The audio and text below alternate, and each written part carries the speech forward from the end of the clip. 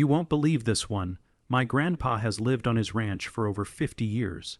Tough as iron, steady as stone. But the day the HOA came for him, it wasn't with fines or letters. It was with fake cops, and worse, a K9 dog trained to attack. Before we dive in, comment which country you're watching from. Let's see how far this story travels. It started with Karen, the HOA president. She'd always hated that my grandpa refused to join her association. His land didn't fall under their jurisdiction, but that didn't stop her from trying to muscle him out. She sent letters demanding compliance fees, left voicemail threats about his barn being an eyesore, and even tried to block his driveway once with her SUV. Grandpa didn't flinch. He'd laugh, tip his hat, and go right back to tending his horses. But Karen wasn't used to losing, and when intimidation didn't work, she went for something darker. That's when the black SUV showed up. Out climbed 4 men dressed in knockoff tactical gear, patches on their vests reading HOA enforcement. They carried radios, batons, even a taser or two. But what chilled me most wasn't them. It was the German shepherd straining on a leash, barking, teeth snapping. The leader shouted, by order of the HOA, "This property is being seized for non-compliance. Vacate immediately."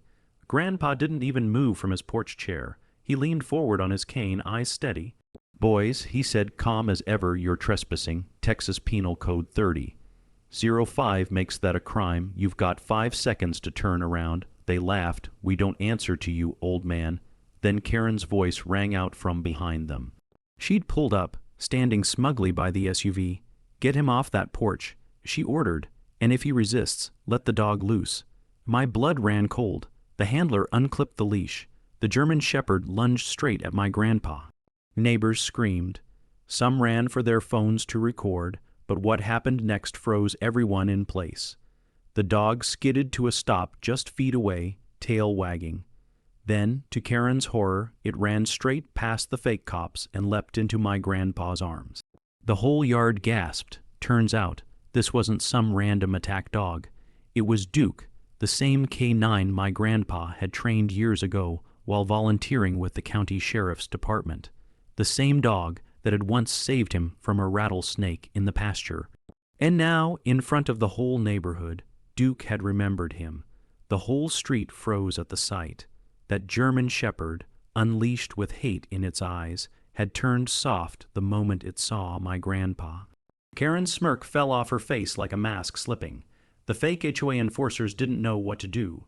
Grandpa scratched Duke behind the ears like no time had passed. "Good boy," he whispered, voice steady but low enough that only those nearby could hear.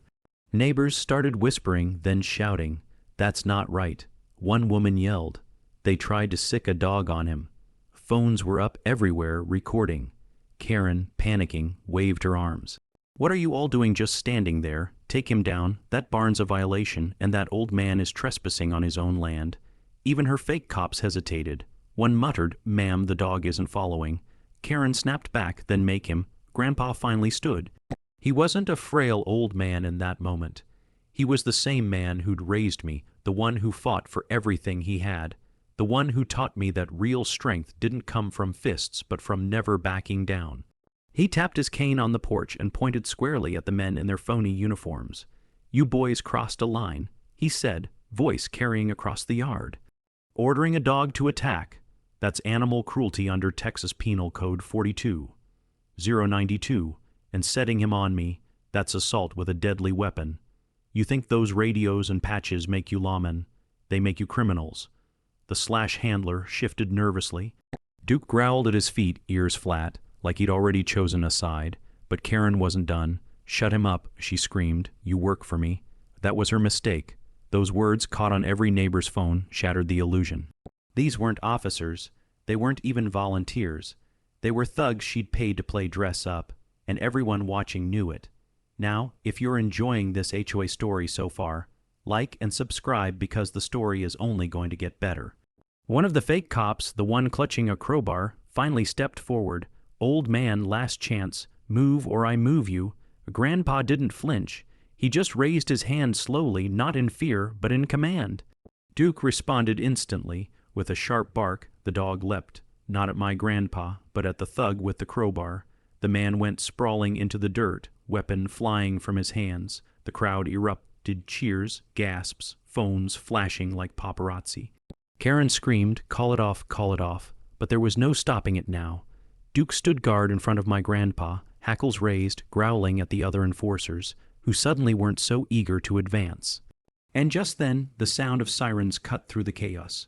2 sheriff's cruisers barreled down the road, lights flashing. The real law had arrived. The cruisers skidded to a halt, gravel flying under the tires. Real deputies stepped out, hands resting on their holsters, eyes narrowing at the sight before them. My grandpa standing tall with Duke at his side, Karen screaming in the middle of the street, and a handful of imposters in knockoff uniforms. One deputy barked, "What in the hell is going on here?" Before Karen could twist her story, half the neighborhood shouted at once, "They sixed a dog on him. They're not real cops. It's all on video." Phones lifted higher, catching every second. Karen tried to regain control. "Officers, arrest that man." She shrieked, pointing at Grandpa. "He's dangerous. He attacked my compliance team." The deputies didn't even blink at her theatrics. One of them walked straight to the supposed handler. "Badge number," he demanded. The man stammered. The deputy yanked the fake patch right off his vest. "Thought so. Impersonating an officer. Felony charge under Texas Penal Code 3711. The imposters wilted instantly, hands going up one by one. But Duke didn't move.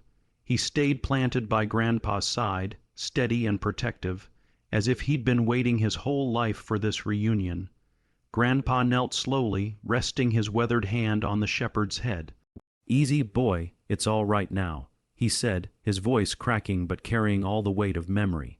The deputy who'd been scanning Duke's tag froze. He leaned closer, radioing dispatch. After a pause, he turned back, eyes wide. "Sir, this dog isn't just a K9, he's your dog." The crowd went silent. Grandpa blinked. "Say again." "Duke was military before he was reassigned," the deputy explained. "Records show he was handled by a Sergeant Franklin Ward, retired, presumed missing after an IED blast overseas." Grandpa's cane slipped in his grip. His knees buckled, but Duke pressed against him, holding him steady. Tears welled in his eyes. "They told me you were gone." He whispered into the dog's fur, "All this time, I thought I lost you." Duke let out a low, mournful whine, then nuzzled into Grandpa's chest like he'd never left. The crowd, hardened neighbors, angry parents, even kids, fell quiet. Some wiped at their eyes, phones lowered. Nobody cared about the HOA anymore. They were watching something deeper. 2 old warriors reunited by chance after years of loss. Karen screeched, "This is ridiculous. That mutt is mine. He was on my peril." The deputy turned to her coldly. "Lady, you're done. You ordered a dog to attack a veteran, and you tried to pass off criminals as cops. You'll be lucky if you walk away without federal charges." Karen's face drained of color as the cuffs clicked around her wrists. Meanwhile, Grandpa just sat in the grass with Duke's head in his lap, tears streaming freely, whispering over and over, "I thought I lost you, boy, but you never forgot me." And that's when the neighborhood saw it too. This wasn't just a story about a cruel HOA president or some fake cops. It was about loyalty that no rulebook, no badge, no passage of time could ever erase. And everyone there, hardened deputies, tearful parents, even strangers, walked away changed forever. Because sometimes the strongest justice doesn't come from a courtroom. It comes from love that refuses to break.